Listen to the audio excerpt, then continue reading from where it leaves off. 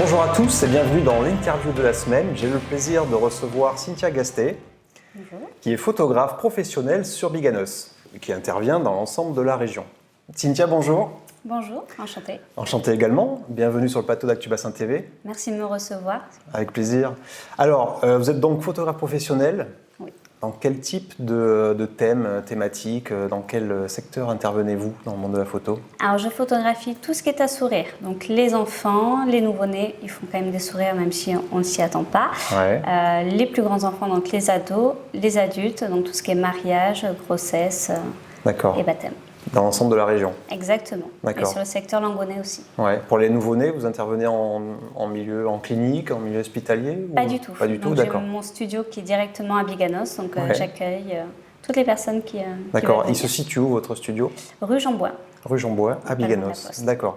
Alors, si vous êtes sur le plateau aujourd'hui, c'est pour parler bien évidemment de photos. Alors, on a parlé de sourire, mais il y a un thème qui vous tenait à cœur et que vous souhaitiez un petit peu partager avec les gens, notamment les victimes de violences, que ce soit des femmes, des enfants ou bien des hommes. Oui, exactement.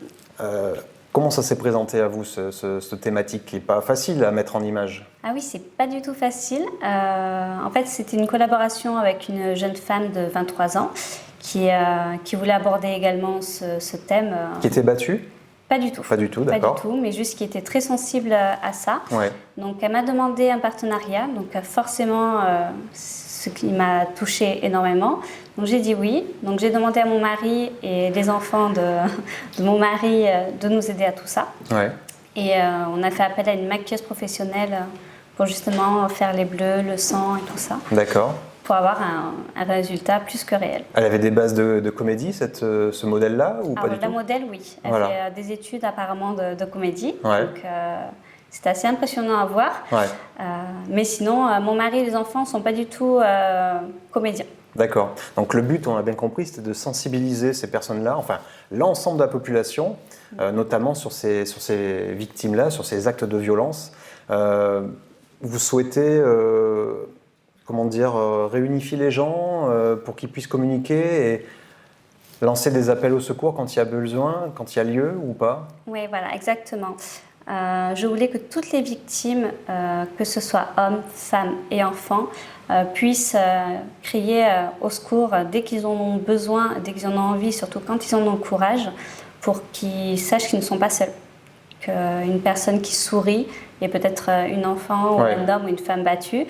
Et je voulais qu'ils trouvent le courage en voyant les photos et nos appels à témoins, qu'ils aient le courage, quoi. Ouais. Alors C'est on ça. le verra sur les photos qui s'afficheront derrière nous, à côté de nous.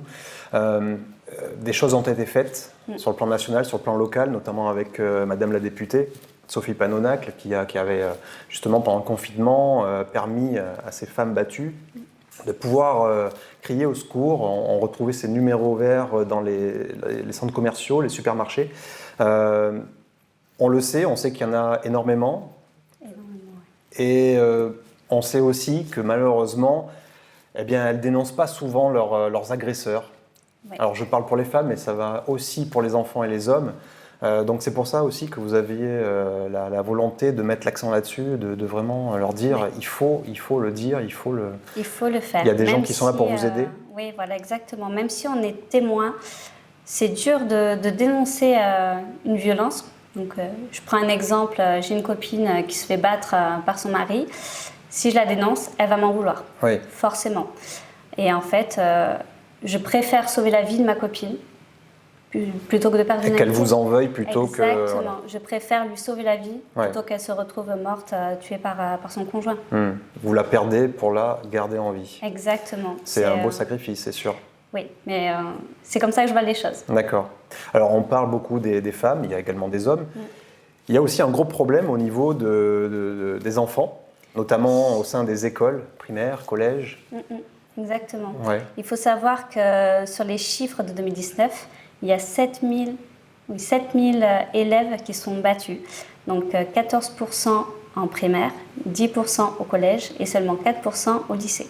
Donc ça, c'est bien. D'accord. Il faut savoir qu'en primaire, ils ont 3 ans.